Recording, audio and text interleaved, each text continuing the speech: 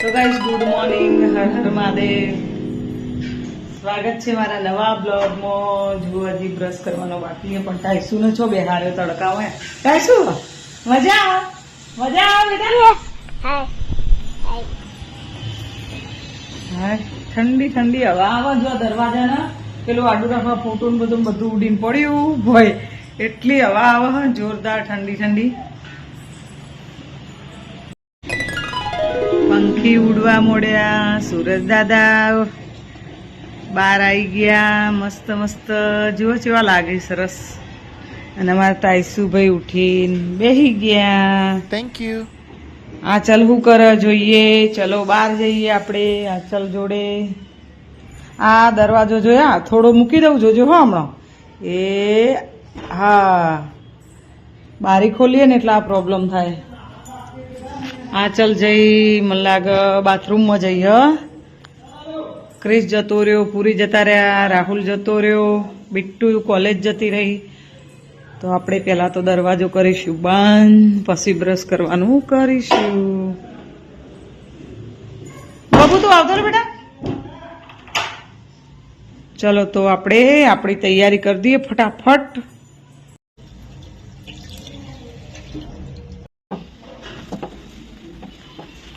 પહેલાં તો બધા કપડાં પલાળી દઈએ, પછી ચા બનાવું. ચા બનાવું બધું કરું એટલે કપડાં મસ્ત થઈ જાય. કોઈ ગણ્યા વગર જ પલાળ્યા હોય તો નોકતી વખત ગણી લઈશું. અંદાજ ઉપર 10 કપડાં તો હસી છે, પલળતા થાય મસ્ત. ચા બનાવી દઈએ. આજ તો મારી ચા બનાવું નહીં, તમને બતાવું. જો આ દૂધ થોડું ઓછું હોય. એક વખત ચા બનાવેલી હતી ને એની એ તપેલી મમ્મીએ ચાના કૂચા થોડા પડ્યા હતા, એમાં નિમજ મૂકી દીધું આપણે, કારણ કે જો સવારે ચા બનાવેલો હતો.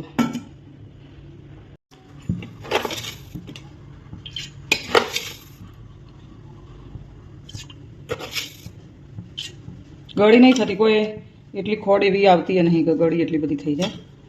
મને ચા થોડી વ્યવસ્થિત મૂકવા જુઓ, થોડી એકદમ કડક મસ્ત બને ને એવી જ મૂકવા જુઓ. તમે મારી ચા એવી લાલ જેવી લાગતી હોય.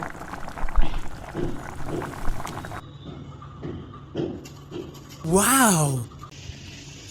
તો ભાઈ જુઓ, આપણે મસ્ત ચા બની રહી છે. ચા બની જાય એટલે મસ્ત આ કપ લેવાનું. અરે સ્માઇલી વાળો કપ લેવાનું. કોઈ ખરા લખેલું આપણને ઇંગ્લિશમાં ખબર પડતી નહીં, જે બી હોય. મને આ કપમાં ચા સારો ભાવે, આપણે આ કપમાં ચા પીશું.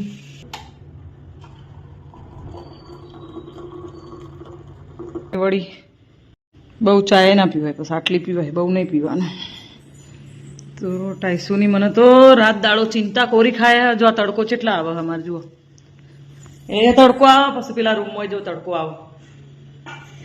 સૂર્યના કિરણો અંદર ઘરમાં ના પડતા હોય ને તો તમને રહેવાની મજા ના આવે.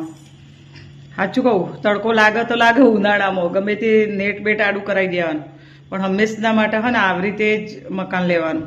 કે તડકો આપણા ઘરમાં તો તડકો તો આવે ને. પહેલાં મારા પેલા ઘેર સિક્કું છે એવું હતું કે આવી રીતે મંદિર હતું ને તો સીધો ભગવાન ઉપર જ સૂર્યનારાયણના કિરણો પડતા હતા, એવું હતું. અને ઓય એવું જ છે. આ બાલ્કની હું ખોલી નહીં એકથી. બાલ્કની ખોલું ને તો બીજું શું પ્રોબ્લેમ થાય ખબર કે હવા બહુ આવે. આ બાજુની પોચમાં માળે રહીએ ને એટલે હવા એટલી બધી આવે ને, જબરજસ્ત હવા આવે, એવું હોય.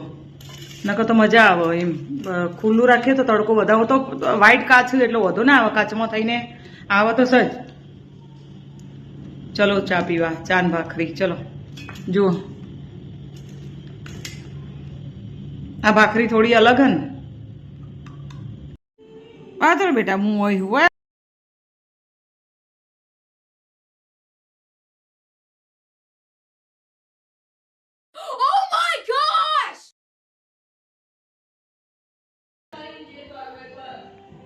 હું તે મારો દીકલો ને બેચો મંચુકો. હું તો સવારે ઉઠું ને, રાતે ઊંઘીને સવારે ઉઠું ને એટલે મારી બોડી રહીને જેવી થઈ જાય ખબર કે જોણે બિલકુલ કોમ કરવાનું બંધ થઈ જાય. કેમ કે બહુ જ બધું જોણે રાતે તો હું કોમ કરીને આવી હોય ને, ચોક મજૂરી કરીને આવી હોય ને, અને જેવી થાકીને આવી હોય લોથ પોથ થઈને એકદમ, એવી મારી બોડી થઈ જાય. આના માટે શું કરવાનું ગાઈસ? સવારે ઉઠીને તો કોઈ કોમ જ પૂછતું નહીં. મારે એકલીને એવું થાય કે તમારે બધાને મારે જેવું થાય હો, મને કોમેન્ટમાં બતાવજો કે મને એવું થાય કે શીખર મને એકલીને એવું થાય. પછી આ પોતું ને બધું કમ્પ્લીટ કરી રહ્યું ને પછી એવું નહીં હો, પાછી રેગ્યુલર હલન ચલન ચાલુ થઈ જાય ને પછી તો એવું કશું નહીં થતું કે આપણને થાક લાગ્યો હોય કે એવું. પછી આખો દાડો એકદમ મસ્ત ફ્રેશ રહેવાય.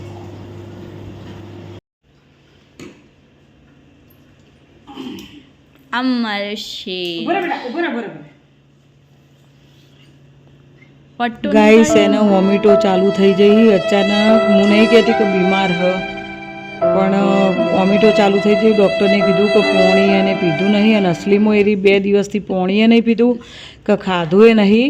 એટલા માટે એમને તરત કીધું કે તમે ગમે તે કરીને પોણી પીવરાવો ન કે ઉપાધિમાં મુકાઈ જશો.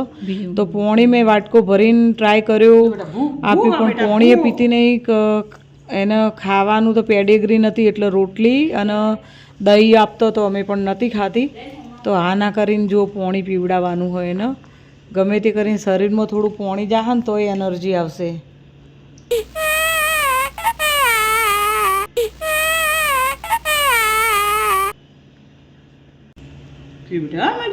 પીવું પડે મારી કા મરી જઈએ ના પીએ તો. પણ મમ્મી વગર ચો જ આપો. મમ્મી તારા વગર ના રહે કે તું મમ્મા વગર ના રહે કે મારો છોકરો હે બેટા ભૂ પીજો બીજું. તો ગાઈસ જુઓ બપોરના વાગી ગયા છે 12:30 અને મારું કોમ બધું પતી ગયું. કપડાં સૂકવાઈ ગયા. આ બાજુ દાળ ઉકળી રહી છે, આ બાજુ અમે રોટલી બનાવીએ છીએ. કપડાં સુકાઈ ગયા. જુઓ પોતા બોતા થઈ. જો ટાઈસું તા મમ્મા આવી બેટા. મારો દીકરો મોડો થઈ ગયો હો. ખાલી આ પેડિગ્રી પતી ગઈ હતી ને એના કારણથી થયો હોય ગમે તે, પણ મેં તાત્કાલિક અત્યારે ને અત્યારે જુઓ હાલ લાલ જેટલા 1 વાગ્યો ને હાલ લાલ મંગાવી દીધી. એને તું આપી જ દે. આ ચાલ હેડ હું રોધી દઉં હો. રોટલી બળી જઈ બોલ. વિડીયો લેતો લેતો તો હું વિડીયો લેવા જઈ તું આવતી હતી. મસ્ત દાળ અને રોટલી જો. ટાઈસુ માટે જો ભાત મૂકી દીધા અને પેલી પેડિગ્રી અને ભાત આપવાના છે એને. હા પેડિગ્રી સિવાય તામ જન્મી એટલેથી આપણે એવું ખવડાય, પણ આ તો વચ્ચે થઈ રહી હોય આપણા જોડે પૈસાની સગવડ ના હોય એટલે 1-2 દાડા રોટલી ને દહીં કે સાસ હાલી આપણે નકર ચો ખવડાય. નકરી ચેટલી તું જો તું વોમિટો વોમિટો વોમિટો થઈ બાપ. વિડીયોમાં ના લેવાય, કોકને ગંદુ લાગે એટલે મેં નતું લીધું. નકર તું જોવો ને તો તને ચક્કર આવી જાય બોલ. એટલું એવું થયું તું.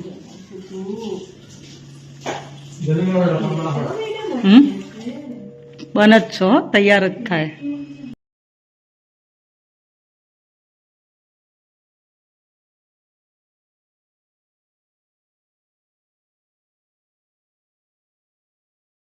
તો ગાઈ જુઓ હું આવીશું માનસીના ઘેર. બીટુ વચવા બેઠી છે. બીટુ વચવા બેઠી છે. માનસુડી બોલ. કાલ તો માનસીને દવાખાને જવાનું હ એ બધી તૈયારી કરે. બીટુ કોક હોસ્પિટલો ખોડે હ નહીં. કૌશલપુરી આ કૃષ્ણા ઈએનટી કેરમાં ફોન કરીને પૂછું. માનસીના ગળામાં ઇન્ફેક્શન થઈ ગયું હો નહીં. ઈએનટી નું શું થયું? અલ્સર. અલ્સર.